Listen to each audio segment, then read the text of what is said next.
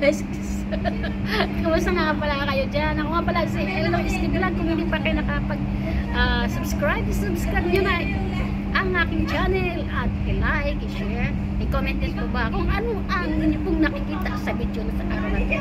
Ito po ay isang maliit na lipstick. Paano ba ito gagamitin sa tamang paraan?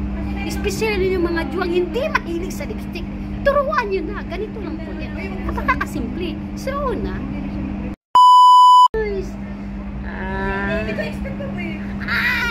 Abon lang pala. So, marami namang brands. Hindi naman tayo sa branded. O sa mga nagjuwa dyan at nagliligawan. Branded naman ibigay. Huwag naman yung tagpiso. Ay! May tagpiso pa ba ngayon? Wala na po. Sige, ito na tayo. So, nakakalaga po siya. Hindi ko alam kung magkano price. Kasi binigay lang din ito. Eh, hindi, pinahiram lang. Ito na tayo guys. Seryoso na tayo guys. Seryoso. So, ito na ang tamang paraan para gumanda. Papagandahin ang inijuwa. Na hindi mahilig nagpapaganda.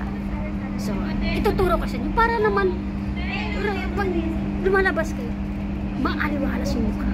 Hindi yung parang lusyang. Weh! So, ito na siya. Open mo na. Dandahan, baka masira. Hindi to akin. Oh, ha? Ganun po yan, guys. Uy. May parang alam nyo na. Aha! Wala akong masamang sinasabi. Basta, ganun yun. Di ko makita. Oh. So, dandahanin mo siya may lumalabas. Ay! Oh, dahan-dahanan. No? Pag once lumabas na, alam niyo na yan, lumalabas. Tapos, sa paglagay nito, kailangan with feelings. Turuan yung mga juwang with feelings maglagay.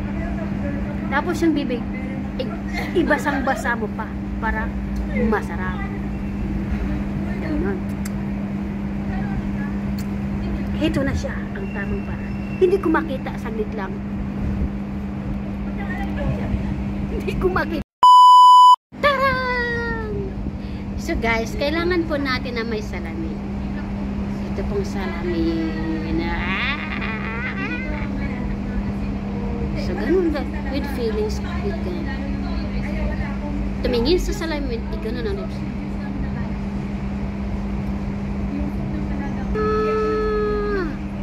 Tapos, look at my lips.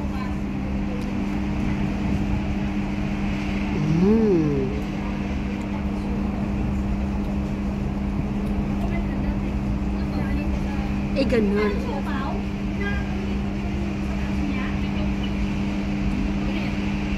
See what the difference with my lips?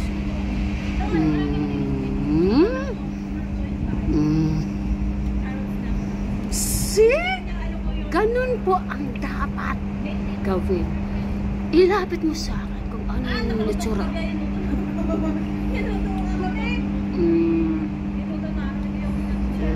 Huh?